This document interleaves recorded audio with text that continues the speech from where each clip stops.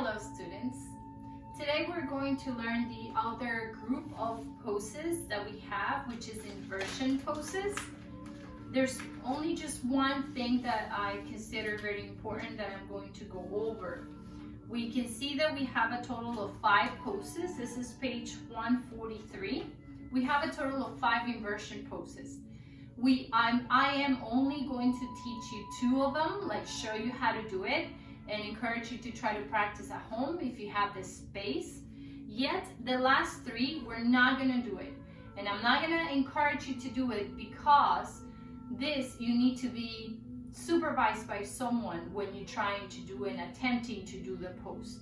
And the last 3 is headstand, handstand, and the preparation or variation of a scorpion pose. Unless you already done it, you do it all the time and you're super comfortable with it, you can go ahead and practice it. Besides that, I really ask you not to do it because liability purposes. I don't want you to get hurt. I don't want to be responsible for you getting hurt. And plus, you may need a little bit more space to stand on your head and your hand in your house.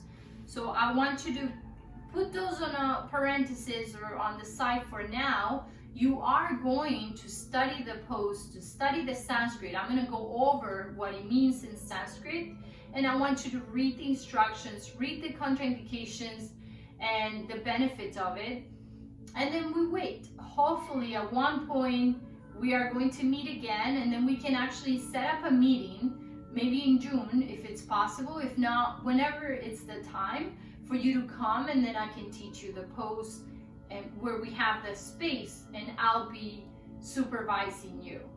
If not, the other option is if you ever go to a yoga class where there's a yoga instructor, a certified yoga instructor that can actually help you with that, you can say, can we go over, I would like to, practice headstand, handstand, and scorpion. But besides that, you are not going to practice this at home. You only, if you have the space, you are only gonna practice the first 2, okay? That being said, the first pose that we're gonna see is Sarvangasana, shoulder stand.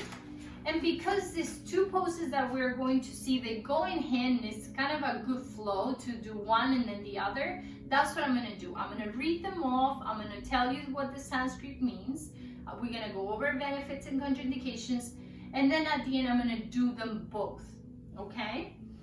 So the first one is in page 144, and it's Sarvangasana, shoulder stand. Sarva means complete, and Anga means body, complete body. It doesn't really go with the English translation, but it's complete body, and Asana means pose.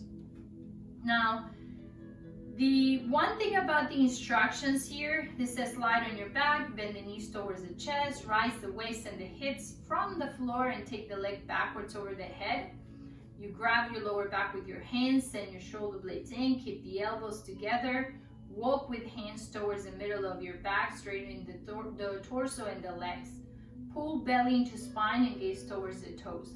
Now, you can read these instructions, but it's one thing that it's not in these instructions that I want you to keep in mind. And if you remember, when every time we do this pose, I always mention it, is do not look to the sides while you're in the pose, which I'm not going to once I am in the pose, and that's why I'm just kind of not talking as I go.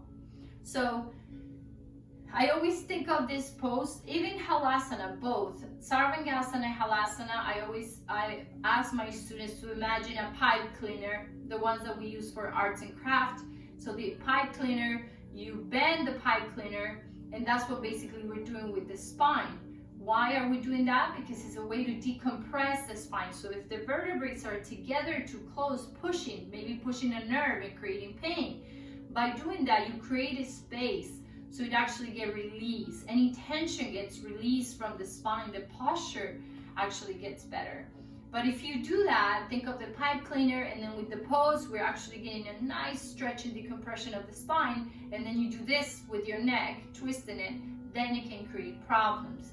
What are the problems? You're not going to break your neck, yet you you are going to have a pain like when you sleep on the wrong side, and that's just not something that you want to encounter. Like, you don't want to get pain from any yoga pose. You want to do the contrary. You want to release some tension and feel better afterwards. So try to avoid to look to the sides while you are in the pose. If you need to look to the sides, you release the pose and then you look to the sides. Now the benefits: stretches the shoulders, the neck. This is the benefits of Sarvangasana. Stretches the shoulder and neck, stimulates the thyroid and prostate glands, improves digestion, and reduces fatigue and insomnia. What are some of the contraindications? Diarrhea. We always laugh in class, like, I hope nobody goes to your class with diarrhea. Headache. It's important because we're talking about blood here moving, because we're in an inversion. The blood is coming the opposite way. High blood pressure, same. Menstruation. Here I'm going to stop and explain it a little bit. Menstruation, during the menstrual cycle, it's recommended for females not to do inversions, just because the process of cleansing and the direction where that's going is going down. And if you remember, and you have it in the book, that we talk about the energy of apana and prana, and the apana was the one that pushes down and cleanse. So while you have energies pushing down, helping you to cleanse, you don't want to do poses that actually be a contra pose for that process. And that's why it's not recommended. If you have your menstrual cycle and you happen to stand on your head, nothing bad is going to happen, scientifically proven. Yet, energetically speaking, you kind of want to go with the flow, what's happening in your body. And it also says neck injury, and you're going to see, because once you're in the pose and you can look at the picture, how the neck can be compromised if you have injuries. So you have to ask your doctor, or your students have to ask their doctors for permission. And then pregnancy. That's where I also want to stop. In the pregnancy, I told you, and I'm going to tell you again, that you do not teach pregnant women. You want to avoid that. You want to refer that. You're not going to, if they come to your class, you're not going to say, I can teach you. You're going to say, I will refer you to someone that is more qualified than me to teach you. There is a prenatal yoga course that people can take, and you feel free to do it if that's something that you're really getting into, but you want to make sure that you don't take that liability. And the reason why this pose is good for you to know, the reason why this pose is not recommended for, or any inversion recommended for pregnancy, is because, especially the late months of a pregnancy, is because the baby is starting to position in to go down. So if you do a pose where you actually, again, a contra pose of that, then the baby might start actually turning around and finding the way, and then not be in position when it's time for birth, and then that can create complications in pregnancy. That's why in these poses, if you're pregnant, it's not recommended if someone is pregnant. I hope you're good. Again, if you have any questions, start writing it down, and we discuss it the following week. Now the next pose is on page 146, and it's Halasana, plow pose. Hala means plow. This is the same from shoulder stand from Sarvangasana. It's just a good way to go from that pose. Drop the knees to the ground, or next to your ears. Interlace your hands behind the back. Straighten in your legs, press your toes into the ground, lift the sitting bones upwards, and keep the neck soft. Now the benefits of the Halasana pose, plow pose: stretches your shoulders and your back, relieves stress and fatigue, alleviates symptoms of menopause, stimulates abdominal organs and the thyroid gland. Now the contraindications are very simple, the same that Sarvangasana: menstruation, pregnancy, diarrhea, neck injury, high blood pressure.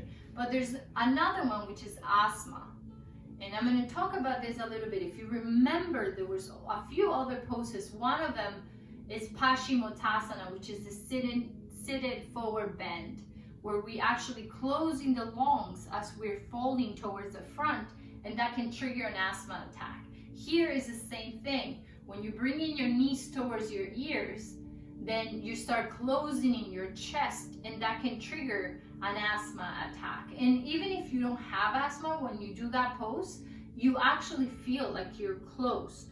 Then you kind of need, through your breath, using your breath, to start creating a space and just finding finally the space within that closeness that you're doing.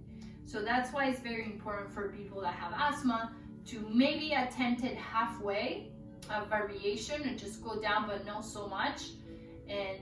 But then again, we always go to the one of the most important principles, which is listen to your body first.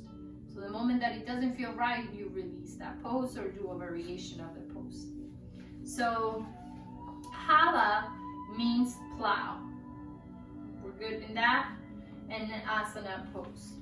Now I'm just going to tell you the Sanskrit meaning of the other three, and then we go right into Sarvangasana and plow pose, me showing you how to do it.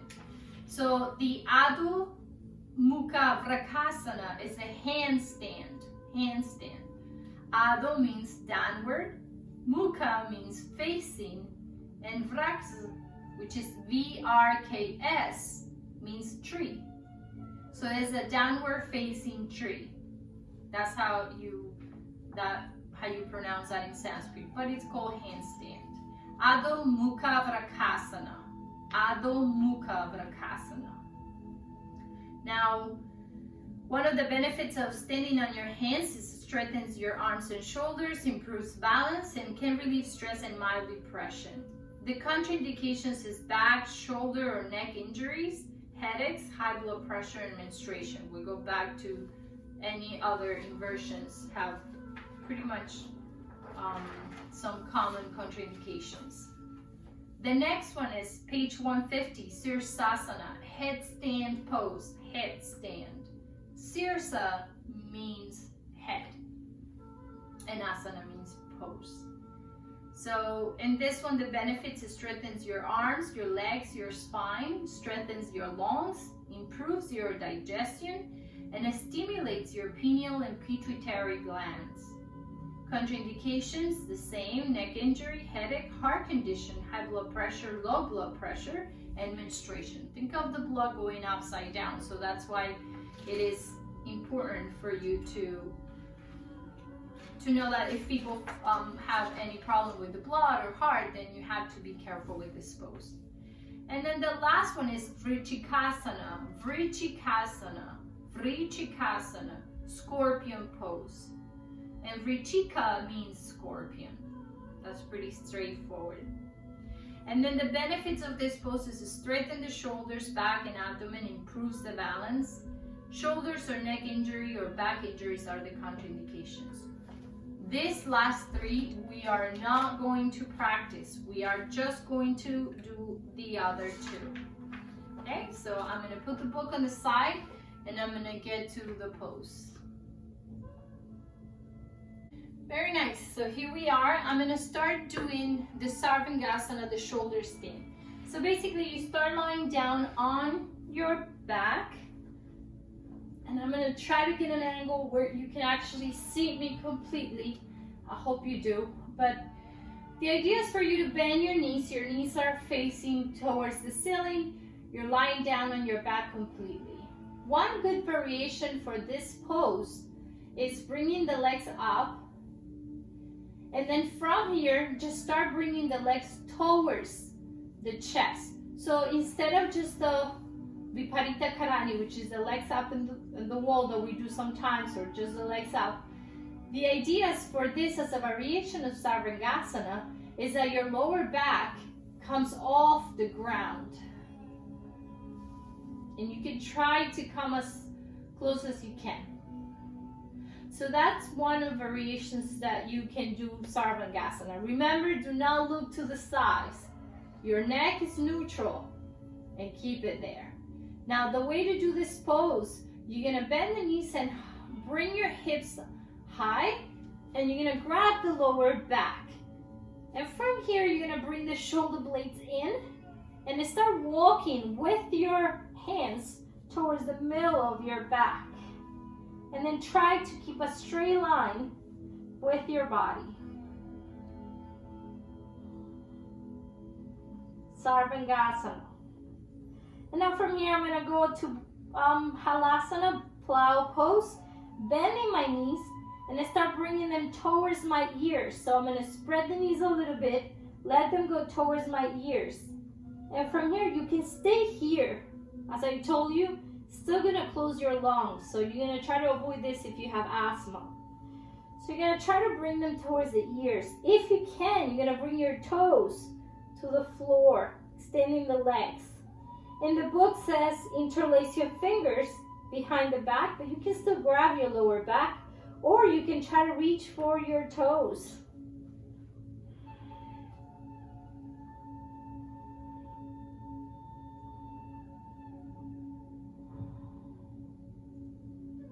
Halasana.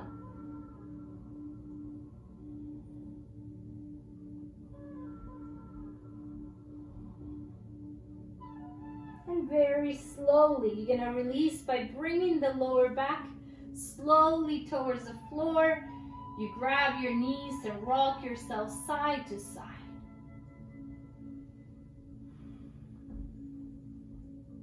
Now, another way to do Sarvangasana that I found important for you to know, because it's good for you to practice and for some of your students that may struggle with the pose. A lot of people cannot lift the hips, so they find themselves trying and trying, but they cannot lift it. So what do you do with that? They can use the wall. And I'm going to show you how to use the wall.